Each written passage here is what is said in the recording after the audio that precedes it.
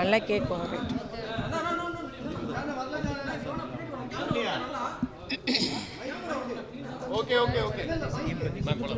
அதாவது திறன் மேம்பாட்டு பயிற்சி கழகம்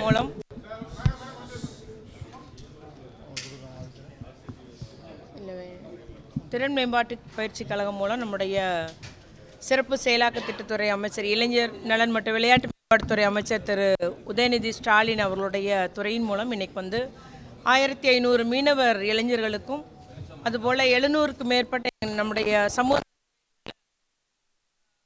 ஆதரவற்ற அந்த குழந்தை கணினி பயிற்சி வழங்கும் ஒரு நிகழ்ச்சியினுடைய தொடக்க நிகழ்ச்சியில் கலந்து கொண்டோம். உண்மையிலே தேவைப்படுவோருக்கு பராமரிப்பு மற்றும் பாதுகாப்பு தேவைப்படும் இந்த குழந்தைகளுக்கு பயிற்சி கிடைக்காதா என்று நம்முடைய தம்பியுடைய துறையின் மூலம் வழங்குவது எல்லாம் உண்மையிலே ஒரு பெரும் மகிழ்ச்சியானது. ஆகவே அந்த திட்டம் இன்னைக்கு தொடங்கப்பட்டுள்ளது.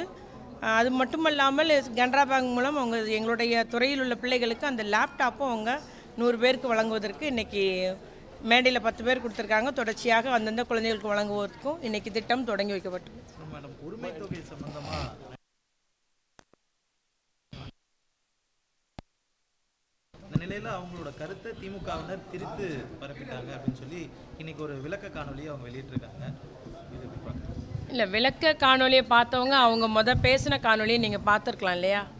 நான் பார்த்தேனே, அதில் அப்படி தான் சொல்லியிருந்தாங்க இல்லையா? அந்த வார்த்தையை நான் திருப்பி சொல்ல விரும்பலை. நீங்கள் பிச்சை போடுற மாதிரி போட்டாலும் உங்களுக்கு யாரும் ஓட்டு போட மாட்டான்ற வார்த்தை இருந்தது, தெளிவாக அதில் இருந்தது. அதனால் நீங்கள் அதை பழைய வீடியோ ஒன்றும் மறைக்க முடியாது. எல்லா இடமும் எல்லார் கையிலையும் அந்த வீடியோ இருக்குது. திமுகவினர் திசை திருப்புறான்னு சொல்கிறது உண்மை இல்லை. பொதுமக்கள் எல்லாமே அவங்களுக்கு எதிர்த்து இந்த மகளிர்கள் அத்துணை பேரும் எப்படி எங்களை இழிவுபடுத்தலாம் என்று கூறி எல்லாருமே திரண்டு எழுந்துள்ளனர்.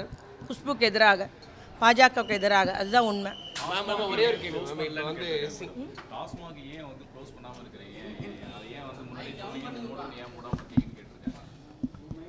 மைக் இல்லைன்னா வேற பதில் சொல்லுவேன். இல்லை மேம், இன்னைக்கு வானதி மேடம் வேறு என்ன சொல்கிறாங்க, சிஎம் அவருடைய போஸ்ட்டுக்காக பேசணும், இப்படி ஸ்டேஜஸில் எல்லா ஸ்டேஜஸ்லேயும் சென்ட்ரல் கவர்மெண்ட்டையும் பிரைம் மினிஸ்டரையும் பற்றி இப்போ பேசுறது நியாயமா அப்படிங்கிற மாதிரி கேட்குறாங்க. இங்கே தூத்துக்குடியில் பிரதம மந்திரி வந்திருந்தார்.